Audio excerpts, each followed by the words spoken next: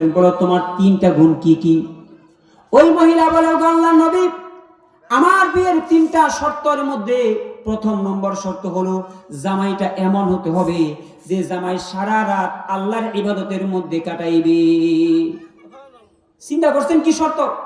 সারা রাত এশার নামাজ থেকে ফজর নামাজ পর্যন্ত ইবাদতের মধ্যে কাটাইতে হবে, নফল নামাজ পড়তে হবে, জিকির আজকার করতে হবে। শুধু এক রাত না, সারা জীবনের রাত সে ইবাদতের মধ্যে কাটাইতে হবে। এমন স্বামী যদি পাওয়া যায়, আমি তাকে বিবাহ করতে চাই। এবার আপনাদের কাছে আমার প্রশ্ন, বলেন এই যে শর্ত সহজ না কঠিন? সারা রাত ইবাদত করা সম্ভব কিনা? সম্ভব নয়। ওই মহিলা বলে, আল্লাহর নবী, আমার বিয়ের 2 নম্বর শর্ত হলো আমার জামাই এমন হতে হবে যে জামাই সারা বছর রোজা রাখতে হবে। কোন বছর? সারা বছর। বুঝেন তো মিয়া, জানুয়ারি মাস থেকে ডিসেম্বর মাস পর্যন্ত রোজা রাখতে হবে।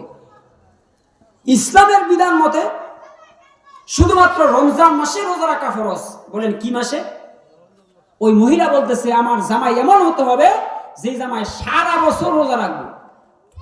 এই শর্ত কি আপনাদের জন্য সহজ? ওই মহিলা বলল, আল্লাহর নবী, আমার বিয়ের 3 নম্বর শর্ত হলো জামাইটা এমন হতে হবে যে জামাই দৈনিক একবার কোরআন শরীফ খতম করতে হবে।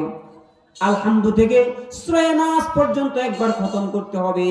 এমন 3 গুণ বিশিষ্ট স্বামী যদি আপনার মধ্যে থাকে, আপনার কোন সাহাবীর মধ্যে যদি এমন 3 গুণ থাকে, আমি তাকে বিবাহ করতে চাই। যদি এই গুণ কোন সাহাবীর মধ্যে পাওয়া না যায়,